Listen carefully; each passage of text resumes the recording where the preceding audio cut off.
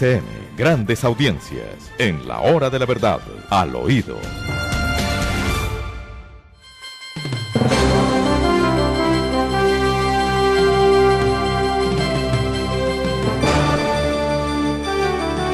¿No les parece extraño, queridos amigos, que como lo decía en mi nota editorial, a raíz de los acontecimientos del Estadio del Campín nadie menciona lo que va a significar eso en rebrote del coronavirus y esta vez con la variante Delta? Sí, señor, sí, señor. Pues como además, que a nadie le importa, Sergio, no, a nadie le importa. Pero doctor Londoño, que si el ¿cómo partido no? se debió jugar, no se debió jugar, que espérese lo que va a pasar en una semanita.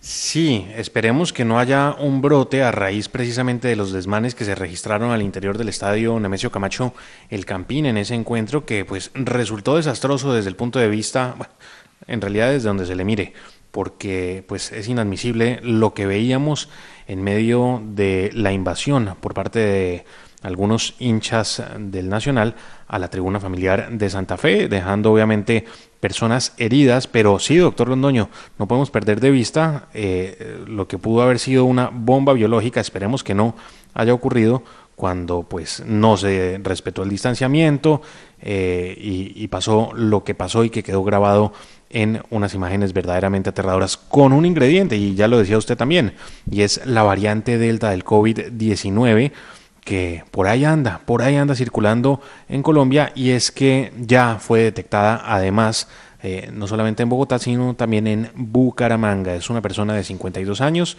que vive en la capital del departamento de Santander, en donde pues las autoridades sanitarias, el Ministerio de Salud, tienen la mirada puesta para ver cómo evoluciona esta variante, el comportamiento de esta variante en ese departamento. Lo cierto es que ya está allí. Muy bien. Ya está dicho, de manera que se preparen, porque entiendo que va a haber reuniones presenciales en el Congreso de la República.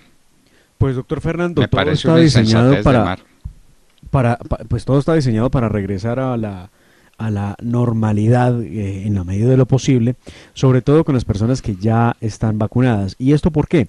Porque el Congreso de la República, como otras instituciones del Estado, ha priorizado a sus empleados para que puedan ser objeto de la vacuna. Bien, esto significa que va a regresar, pero el problema, que ese sí no es fácil de salir de él, es que el Congreso de la República, el edificio nuevo del Congreso, es un edificio visitado no sé por cuántas cientos de personas al día. Son muchísimas las personas que van a buscar a un político, que van a conversaciones, entidades del Estado también que van a reunirse con otros. El caso es que es un flujo de gente enorme, y la pregunta que sigue ahora es: ¿les exigirán carne de vacuna para poder saber que lo están y asimismo les permitirán el ingreso, o qué va a pasar? No, porque vendrían tutelas detrás de eso, vendrían tutelas, ¿no? ¿Cómo van a exigirle carnet de vacunación a las personas que pretenden entrar al Congreso? Y es que aquí hay una ilusión y una torpeza.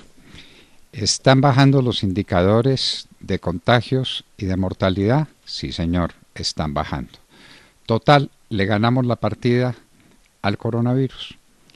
¿Cómo es que no se enteran de que en el mundo vino una variable, la variable Delta, la variante, como se llame, no variable, la variante Delta, que está produciendo efectos catastróficos, inclusive en los Estados Unidos? Y eso es un rebrote. La China que se creía ya había superado por completo los temas del COVID, ahí tiene confinada gran parte de su población. ¿Cómo no lo entienden? ¿Cómo no lo entienden? Este fenómeno de la variable Delta es un fenómeno catastrófico en el mundo. Y mire pues en lo que aquí estamos. Y con la lógica al revés, porque pues si las cosas están funcionando es porque pues estamos siendo, digamos, conservadores, respetando los aforos, el distanciamiento y demás. Si eso se deja de respetar porque nos ilusionamos de que prácticamente el virus ya no está ahí, pues caemos en el error que nos puede llevar, Dios no quiera, a una cuarta ola, ¿no? Entonces, pues hay que tener mucho cuidado con eso. Que es la que está ocurriendo en muchas partes del mundo. Pero por favor, entendámoslo. Entonces, ¿cómo abrimos el Campín en estas circunstancias? Y lo abrimos en las condiciones en que lo abrimos. Es decir, mayor cúmulo de torpezas usted no se puede imaginar. Usted recuerda Ademar, o recuerdan todos, ¿cuál era la tribuna vecina del sitio donde estaban las barras del Nacional? Claro, la tribuna familiar. ¿Cómo le parece? Pero ¿cómo le parece? Con niños. ¿Cómo le parece? Ajá.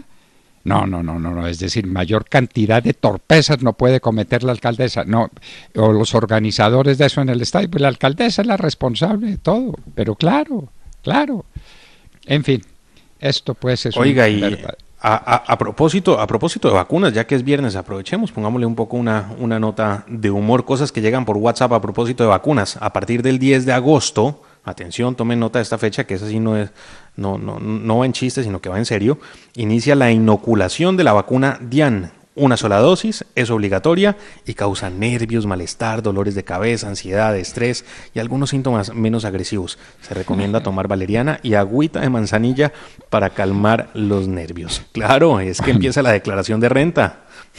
Bueno, la variante Dian era la que nos faltaba, pues. No, esto es la vacuna, esto es la vacuna Dian. Entonces, todos vacuna. Muy atentos, que lo bueno, veo a mucha gente contenta, y es que la Dian está enviando un correo con el modelo de autodeclaración y autodeclaración sugerida. Entonces, bueno, a ver si se le facilita a los colombianos presentar la declaración de renta que tanto se requiere para los afugios fiscales en los que está el país. Muy bien. Amigos, les contamos al oído que reviven el nuevo liberalismo. Yo quiero decir, desde el fondo de mi corazón, esto no es una impostura mental. Desde el fondo de mi corazón digo que el nuevo liberalismo, el de Luis Carlos Galán, no lo revive nadie, porque a Luis Carlos Galán lo mataron y porque él era el nuevo liberalismo. Él, ni sus hijos, ni sus allegados, ni sus amigos, ni nadie. El nuevo liberalismo lo mataron en una plaza en Soacha. Esa es mi visión. Y lo que ha quedado, Dios santo y bendito, nadie ha reparado suficientemente, me parece a mí, en el daño que le hicieron a Colombia con el asesinato de Luis Carlos Galán. Y ahora juzgan al general Maza y la Fiscalía pide que le ratifiquen los 30 años de prisión, como si el general Maza hubiera asesinado a Luis Carlos Galán. Pero en fin, el daño que se le hizo a Colombia, esto fue retrasar un proceso de rejuvenecimiento de la política colombiana, un proceso nuevo, un proceso distinto que no tiene otra oportunidad. La verdad sea esa. Luis Carlos Galán no era el jefe del nuevo liberalismo. El nuevo liberalismo existía porque existía Luis Carlos Galán. Esa es mi visión. Bueno. Y el partido lo acabó él mismo antes de entrar al Partido Liberal de nuevo. Entonces, esto ha generado muchísima controversia, ¿no, Demar? Pues vea, las razones son bastante complejas, diría yo, doctor Fernando Sergio. La ponencia del doctor Enrique Ibáñez de la Sala Plena de la Corte acogió los argumentos de los voceros del nuevo liberalismo que piden el restablecimiento de la personalidad jurídica. Recordemos, asunto que ya había sido negado por el Consejo Nacional Electoral entre el 2018 y el 2019. La tutela en el proceso señala, oigan esto muy bien, señala que el acuerdo de paz suscrito entre las FARC se indicó que los movimientos políticos que en el pasado tuvieron personería jurídica, pero que en razón de la violencia desaparecieron, tienen derecho al restablecimiento de la misma a efectos de ampliar y profundizar la democracia participativa. Pero entonces, es que el nuevo liberalismo no desapareció por ello. Ojo, el nuevo liberalismo no desapareció por ello. Oiga lo que dice, el magnicidio del candidato presidencial Luis Carlos Galán y de otros líderes del nuevo liberalismo entre el 89 y el 94 llevó a que la colectividad perdiera su oportunidad de ocupar la jefatura de Estado y posteriormente de participar en nuevas contiendas electorales. Así, pero si eso es falso, Demar, es que el nuevo liberalismo se disolvió, y lo recuerda Melquisedec Torres, se disolvió y se canceló la personería jurídica en 1988. Sí, señor, pero vea usted entonces, lo que dice... Las fechas no cuadran con lo que está diciendo la Corte Constitucional.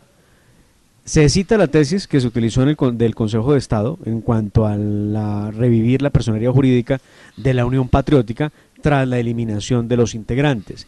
no toman en cuenta, evidentemente, qué fue lo que ocurrió con el nuevo liberalismo. El Consejo Nacional Electoral ya había negado la solicitud a través de un par de resoluciones bajo el entendido de que el nuevo liberalismo no perdió la personería jurídica por haber dejado de existir, sino por petición elevada precisamente por su representante Luis Carlos Galán Sarmiento. Claro que sí, así fue. Entonces pareciera que la Corte no tuvo en cuenta la investigación que ya había hecho del caso el Consejo Nacional Electoral para negar la revigencia de la personería jurídica del nuevo liberalismo. Bueno, y perdóneme que cambiemos un poco relativamente el tema, pero es que es muy importante. A CNN, la gran cadena de noticias o una de las grandes cadenas de noticias de los Estados Unidos, fueron 3 empleados sin vacunarse. ¿Saben qué les pasó? Los despidieron. CNN no admite que una persona vaya a trabajar a CNN sin vacuna y sin el certificado correspondiente de vacuna. Eso les cuento. También les cuento otra cosa que me llena de sorpresa. La señora canciller, una persona por quien tengo tanto respeto y tanto afecto, y vicepresidente de la República además, está diciendo ahora que la Cruz Roja debe ir a los sitios de reclusión donde están los colombianos a ver qué les está pasando y asegurar que se les respeten sus derechos humanos. Claro. Hablamos de los colombianos en Haití, no de los Perdón. Claro, y hablamos de los colombianos en Haití, no de los colombianos en Colombia, ¿no? No, de los colombianos en Haití. Perdóneme, claro. ¿qué capacidad es la del cuerpo diplomático? ¿Cómo así que tienen que pedirle a la Cruz Roja que vaya a ver qué pasa con los colombianos? Y entonces claro, colombianos, señora vicepresidente, que su gobierno condenó. El gobierno de Colombia condenó a esos colombianos cuando dijeron el presidente de la República y el ministro de Defensa, seguramente por orden del presidente de la República, que todos los colombianos sabían a qué iban a Haití. Ya los condenaron desde aquí. Y ahora piden que los socorra la Cruz Roja. Bueno, vaya pues y entienda. Y a propósito de la Cancillería, una de las entidades que dependen de la Cancillería, Migración Colombia, anuncia que va a tener presencia permanente en Necoclí, departamento de Antioquia, en donde se registra esa inmensa crisis migratoria. Me pregunto yo si es que van a poner la oficina para comenzar las deportaciones o si por el contrario lo que van a hacer es legalizar el ingreso de esas personas a nuestro territorio nacional para ayudarlas a seguir avanzando hacia el norte. Bueno, ya veremos. Pues Sergio, ¿para qué hace ese tipo de preguntas si usted ya sabe la respuesta? Lo que han venido haciendo no es deportando, lo que han venido haciendo es ayudando al traslado. Ayudándoles a avanzar. Sí, señor, a Capurganá para que alcance en Panamá después. Ave María, ¿cómo le parece pues la felicidad de los Estados Unidos y el agradecimiento con Colombia? No, pero además no calculan el efecto colateral que va a tener esto, no calculan el efecto sobre las relaciones diplomáticas con los países vecinos. A ver, y ustedes que han podido estar más atentos que yo en los últimos días a los acontecimientos que se desencadenan aquí en Colombia, ¿por qué no me cuentan esas personas que están en Necoclí, por dónde entraron y quién las entró? ¿Y a dónde ha ido a parar la investigación de ese hecho dramático? Es que decíamos Necoclí y van 1.000 personas por día a Necoclí. Procedentes de... Son unas mafias muy grandes, los metieron por Nariño, los metieron por el Amazonas y nadie los vio entrar, ¿no? Nadie. Asiáticos, africanos, nadie los vio entrar. Haitianos. Era lo que faltaba, entre otras. Y entonces llegan y atraviesan todo el territorio colombiano y llegan a Necoclí y en Necoclí los vienen a anotar. Y entonces la manera de resolver el problema es tirar el bagazo hacia adelante y mandarlos a Capurganá para que Capurganá sigan su camino a los Estados Unidos. Van a quedar muy agradecidos los Estados Unidos con Colombia, de eso tengan la absoluta seguridad. ¿No lo han notado? Pero ojo, doctor Londoño de Mar, ¿por qué los vienen a anotar ya cuando hay 15.000? Porque la cifra que da la Defensoría del Pueblo no es de 10.000, sino de alrededor de 15.000. ¿Por qué los vienen a anotar en Necoclí? Nada más y nada menos porque la misma población de Necoclí se comenzó a desesperar por la presencia de ellos porque se encareció todo y empezaron a sacar a los inquilinos que tenían alguna pieza arrendada en algún sitio para poder cobrarla en dólares a estos migrantes. Y ahí fue cuando además, Sergio, el país se enteró, pero además, perdóneme Sergio, No aparecían. Parte de esto se ha conocido por cuenta de los mismos migrantes que han tenido que denunciar porque ya no soportan la extorsión a la que han sido sometidos, inclusive por parte de algunos agentes que les exigen dinero a cambio de dejarlos pasar, y han tenido que pagar enormes sumas de dinero para llegar hasta el tapón del Darién. Entonces, ya desesperados porque no tienen dinero, tampoco tienen con qué pagar la habitación donde se puedan quedar, que además se les estaban cobrando, como usted lo dice, en dólares. Pues hombre, en dólares que además de Marce se volvió la moneda de curso legal en Necoclí, ¿no? Sí, que vaya con pesos, claro, vaya con pesos a Necoclí y lo van a mirar raro. Entonces, por cuenta de la presión de los cobros que les han hecho, ellos salen a decir, nos están cobrando lo que no es, lo que no debemos pagar, no damos más, necesitamos ayuda. Esto es así. Si ellos no hubieran pagado todo, nunca hubieran dicho nada, pues simplemente no pasa nada. O no, pues yo no sé. Yo no creo que esto sea un asunto de los últimos 6 meses ni de los últimos 8 meses. No. Si usted busca, a Necoclí han llegado durante años, pero pues han sido años durante los cuales las autoridades quizá han volteado la mirada para otro municipio, no para Necoclí. Bueno, última cifra halagadora y que seguramente es la que nos tiene tan despistados. La ocupación de UCI en Bogotá bajó al 60%. Recuerdan que estuvo en el 95 y en el 97 y en el 98 y en el 93 durante ¿cuánto tiempo? Está en el 60%. Trasladando pacientes a la costa, recuerde usted. Pacientes que se llevaban de Bogotá a la costa. Magnífica noticia, ¿no es cierto? Claro. Y entonces, llenos de halagos, abrimos el estadio del Campín. Cuando no se está pensando, insisto, en la variante Delta. No se está pensando. Pregunten lo que está pasando en Indonesia, en Tailandia, en Ibiza, España, en Grecia. Pregunten lo que está pasando, lo que empieza a pasar en los Estados Unidos y lo que está pasando en China, con la variante Delta. Y aquí abrimos el estadio del Campín. Y lo abrimos como lo abrimos y pasa lo que pasa y todo el mundo piensa en que si el segundo tiempo, en que si esto, en que aquello y que si había policía, que no había policía y la variante Delta ¿qué?